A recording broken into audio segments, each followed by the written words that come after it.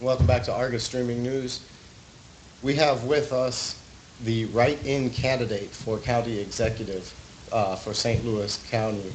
Uh, what I would like to do is have you introduce yourself to the viewers, and then we'll start with some of your background and how you came to be the write-in candidate for the position. Okay, first of all, let me just salute your efforts through August streaming for the great work you're doing as it relates to reporting to the public the critical issues that impact people. My name is Zaki Baruti, and as mentioned, I am a write-in candidate for St. Louis County Executive with the vote scheduled for Tuesday, November the 4th, 2014. Excellent. So, in becoming a write-in candidate, a lot of people have the question, what qualifies you to become the candidate? I'd like to start with your history as a school teacher and then move forward from there. Okay, then. In terms of the qualifications of running for St. Louis County Executive, any citizen at a certain age can qualify for that. You know, it's just a matter of how people look at qualifications. But I am well qualified as it relates to certain degrees and what have you, and I will lay that out. But number one, I was born in West Point, Mississippi, and I was to Columbus and Ann Reed, and I was the eldest of 10 children, raised in East St. Louis, Illinois, in a very poverty-stricken area, but I had, as I just mentioned, a strong father and a great mother, and graduated from the East St. Louis school system. Graduated from Southern Illinois University, Edwardsville. I have a degree in history, a bachelor's of science. I have a master's of education administration, and again, both from Southern Illinois University. Along with that, I've been very active in the community since about 18 years of age. I'm 67 right at this point in time. My involvement has been very varied. As a college student, I was very involved in the Black Student Association. In fact, was one of the leading organizers where we seized the chancellor's office, calling for more black studies and more black faculty. Along with that, early on, I worked with a variety of groups, including the Black Panther Party, the East St. Louis Black United Front. And as an educator, I've written a couple of booklets on education, as well as I was a strong teacher union activist. I was the second vice president of the East St. Louis Federation of Teachers, Local 1220, as well as their political action chairperson. And then, as I was living in East St. Louis at that time, I moved to St. Louis, Missouri in 1972. And in fact, I lived exactly in Ferguson in the apartment complex out of which this whole turmoil is focused in terms of Canfield Green. At that time, it was called the Village Apartments, and I organized a tenant organization because some of the conditions in that particular housing complex at that time was in disrepair. In fact, we had poor garbage collection, had a lot of potholes in the streets. The complex needed painting, and it had a serious roach infestation. And I was able to bring together the tenants, and we were able to make substantive change in which they repaired the streets, had a different garbage collection, got rid of the roach infestation, and painted the complex. But when my lease was over, it had to be renewed. They did not renew it, so from there I moved to University City, Missouri. And in University City, Missouri, I founded an organization that was called Caucus for Community Progress. And this was a group of young people who we became very involved politically. In fact, the former St. Louis County Executive, Charlie Dooley, was part of that movement at that time. One of our great achievements out of that particular movement included putting together Missouri's first statewide Black People's Political Convention. And we had three purposes for that particular convention, which drew hundreds of people, including most of the top elected officials throughout the state of Missouri, including representation from, at that time, William Clay Sr., and we had a congressman from Ohio, Louis Stokes, in presence, and all of the state senators, as I just mentioned, in a political group from Kansas City called Freedom Incorporated. And at that time, we had three objectives for that convention.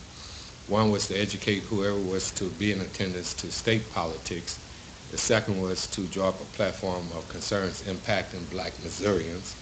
And the third was to encourage people to run statewide. Because at that time, in 1984, there were no black United States senators or no black governors. And I'm one who pushes for the concept of proportionate political representation, meaning that wherever percentage of the population that the black or minority communities are, then they should have their fair share of political representation. So if we were, and it was projected we were 13% of the population in the country at that time, then 13% of all elected officials should reflect, that percentage of black and other ethnic minorities representation. But at that time, as I just said, no black governors, no black U.S. senators. So we were trying to encourage these politicians to run, but we couldn't get nobody to run. So I ended up, because I believe in practicing what I preach, running for governor. And just as Jesse Jackson was running for president, and he was, there were 7 candidates in the primary election. There were 7 candidates in the Democratic primary election for governor. And I came in 4th, as he came in 4th among the presidential candidates. And I also had a strong contingent of white farmers who supported my candidacy, because I reached across racial lines, and people really liked my platform at that time. I ran the second time in 1988, and I shocked many of the pundits, because just as in the first time, I did not receive a lot of the so-called established black political leadership, and I received over 19% of the vote in a state that was only 10% black.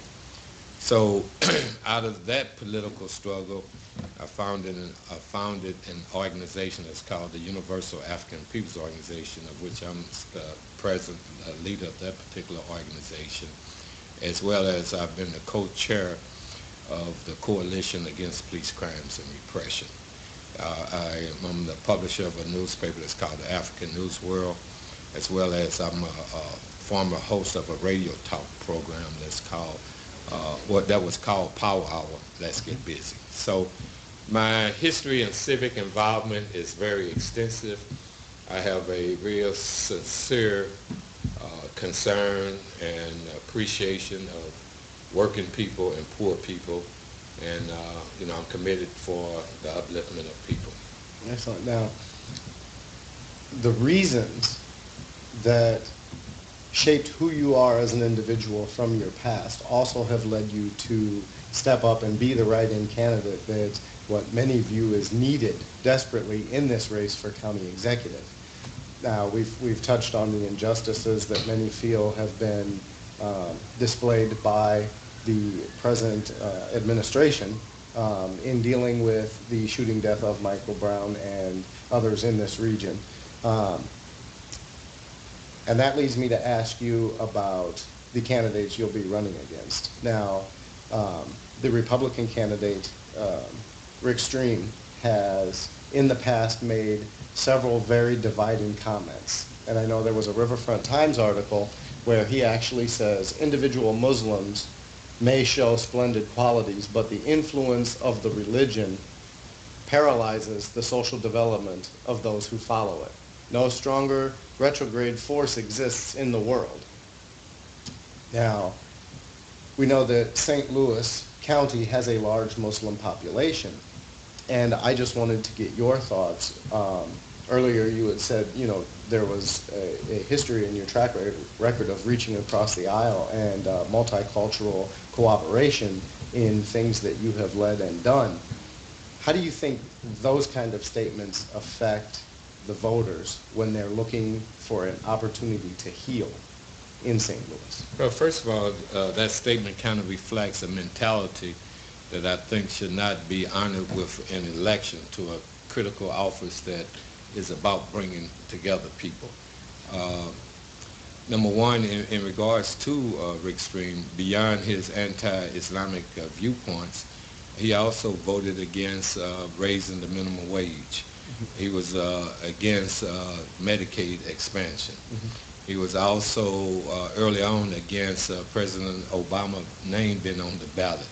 So with those kinds of behavior, that's obviously that he does not respect a large segment of the community.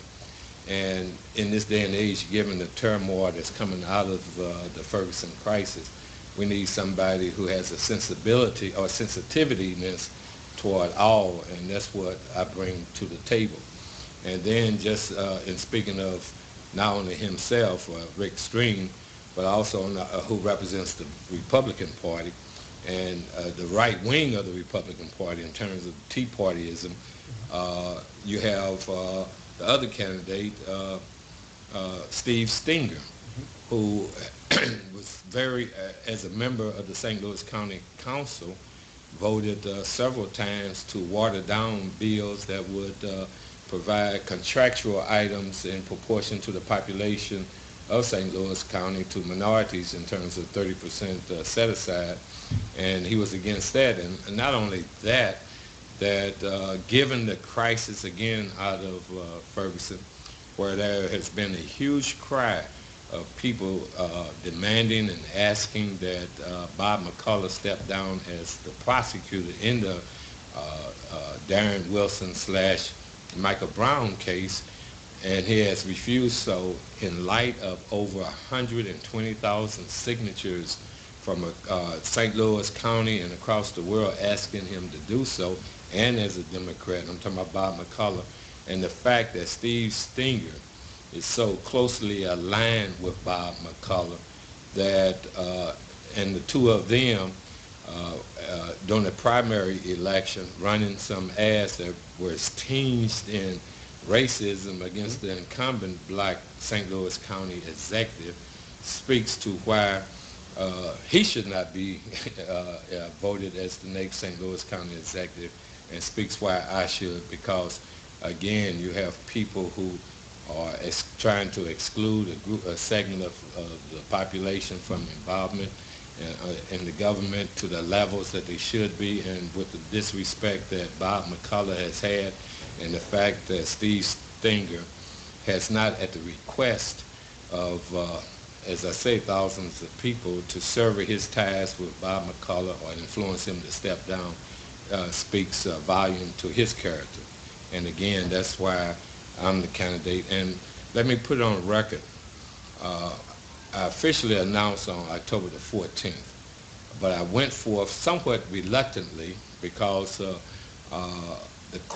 coalition which I represent out of the extension of what happened to Michael Brown, which is the Justice for Michael Brown Leadership Coalition, we had developed, and I'm one of the key organizers, several strategies in response to what happened. One of the strategies was causing civil unrest, where we led a number of demonstrations.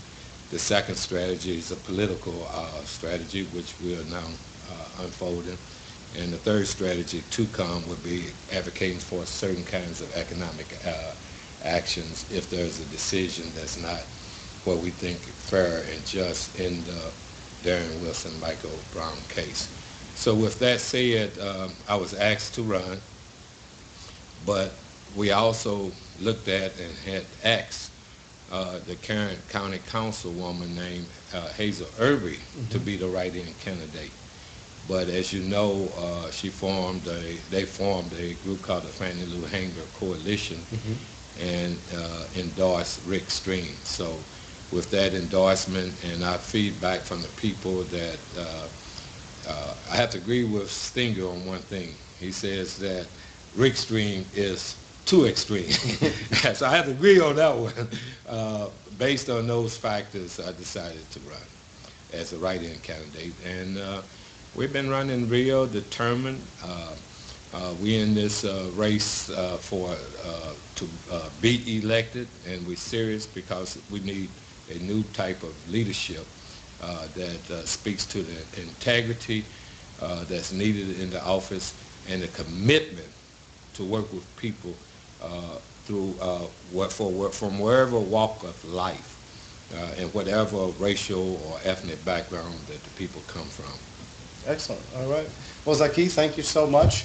And when we come back from our commercial break, we're going to take a look at the changes that are being requested in the St. Louis metropolitan area and how those can come into effect.